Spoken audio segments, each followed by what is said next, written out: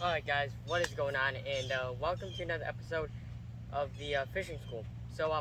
Today's episode is, as you know, the types of lines: monofilament, fluorocarbon, and braid. Now, in my pockets, I have two types of lines: fluorocarbon and braid. Where's the monofilament? Nowhere. Monofilament needs to just stay in the trash can. No one uses it. It's so bad. It gets line twist every single time you cast. The abrasion resistance is terrible. You can rub it against a tree and it'll just snap instantly. You could rub it against air and it'd snap. It's just so bad. Anyway, we have fluorocarbon and braid. So this is a Suffix A32 30-pound braid. Pretty heavy braid.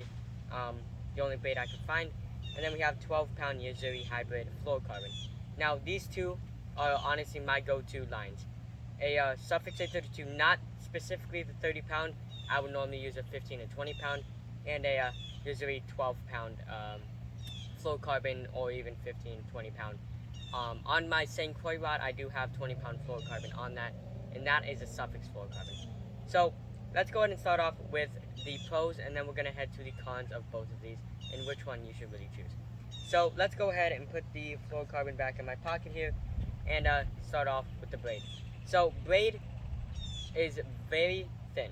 It's a lot thinner than a fluorocarbon and a lot thinner than a monofilament. Braid, this is a 30-pound braid, so 30-pound fluorocarbon would probably be around double to 1.5 times this size. Braid does not have any stretch, so you cannot stretch it. So if you're setting the hook, you are not going to have any cushion for that hook set. You're just going to be ripping that fish very hard. So really, you want to use braid when you're pitching or flipping into some deep stuff, or when you know you're going to be a lock drag and you're going to be yanking big bass or snooker, whatever you're fishing for, out of some heavy cover. That is what you want to use this for. It is highly abrasion resistant. It barely frays. If you get a cheap brand like Easy Braid, what's that brand called? I forgot the name of it. I'll put the name of it right in front of my face somewhere or on the screen.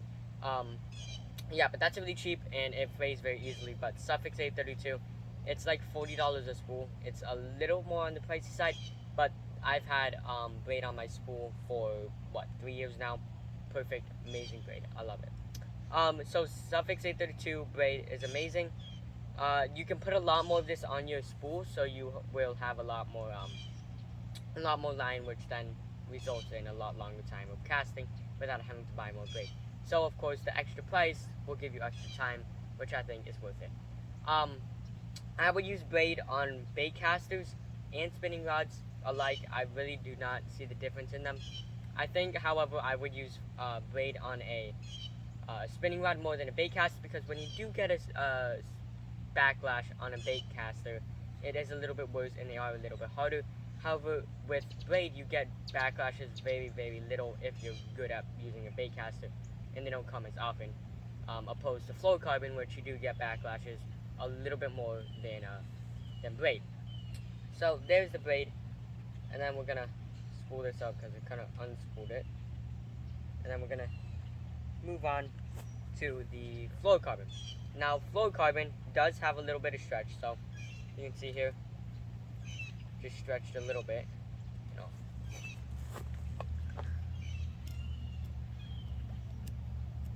Little stretchy. So this is really good when you can catch big fish on it, but they're more of in an open water situation, like in this area. I would use it even with this weed line here. It'd be perfectly fine to use fluorocarbon, but if you are fishing in woods and trees and fallen branches and rocky stuff like that, go ahead and use braid. However, fluorocarbon works very good.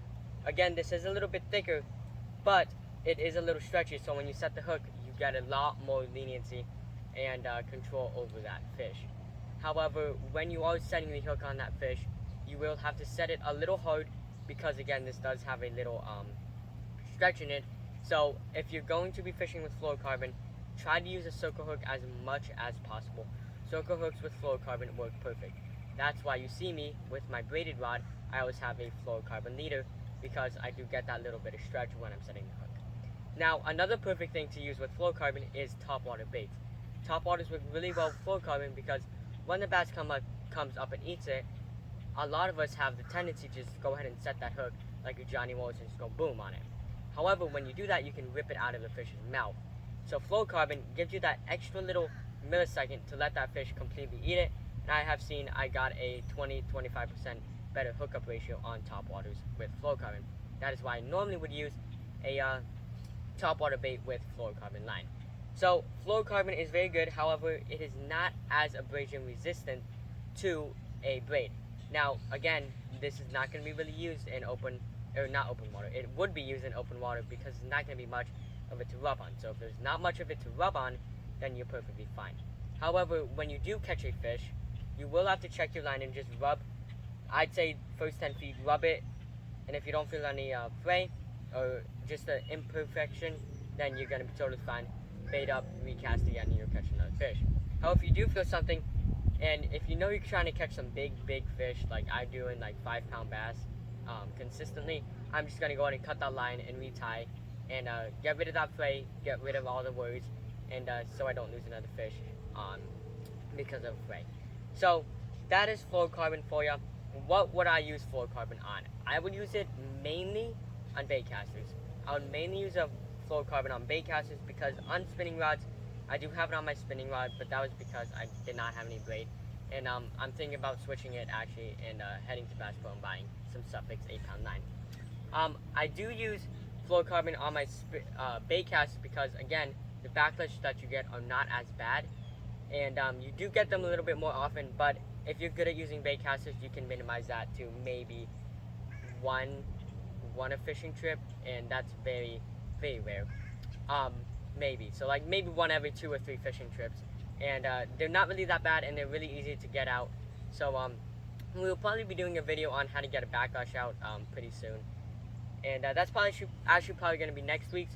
So that's basically the 2 lines, and really it's up to you what you want to use. This was just my opinion.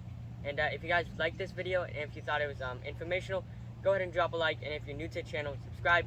Turn on the notifications so you get notified when we go live or when we post a video. And speaking of going live, we will be going live every single Thursday on YouTube, and that took a lot of time to get worked out, but we finally got it, and pretty happy about that. So make sure you watch out for those live streams. And again, every Sunday we will be posting. Actually, not every Sunday. Now that school started, we will be going every other Sunday. So this Sunday that you're watching right now is not going to be a video. The next Sunday will be a video, so that gives us more time to edit and go fishing with the school day, and really busy. So I hope you guys understand, and again, if you like this video, go ahead and drop a like. If you want to see anything, drop it in the comments below, and we will probably be able to do it. So hope you guys have a good day. Peace.